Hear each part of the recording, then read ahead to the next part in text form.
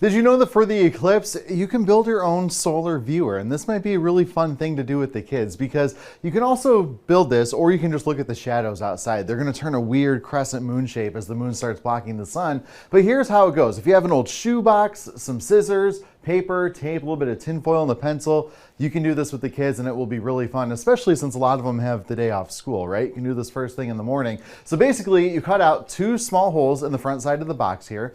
And don't forget, you can pause the video and go back and take a look. Now, add tape to your piece of tin foil, aluminum foil, whatever you want to call it. Put it over the left hole that you have cut into your shoebox, and you're gonna poke a little hole in it. So that'll be a lot of fun there, right? So you want a circular hole. Now, the cool thing is you take this other piece, put it in the back there, so that'll give the sun something to shine onto as you look into the box. So what's gonna happen here is you're gonna look into this hole, and that hole is going to be facing the sun. And when you look through it, you'll see that sunbeam go right to the back of the box. And this is great because it really protects your eyes, protects your kids' eyes as well. What happens now is this is going to change shape as the moon moves in front of the sun, and it's going to turn into a crescent moon shape. And again, if you're outside and you got some shadows on the sidewalk, the driveway, they're going to turn this shape as well. It's going to look real bizarre outside for a minute, but it's a great way to keep everybody safe because, of course, safety is paramount when we're talking about looking at the sun because it can cause some serious damage to your eyes,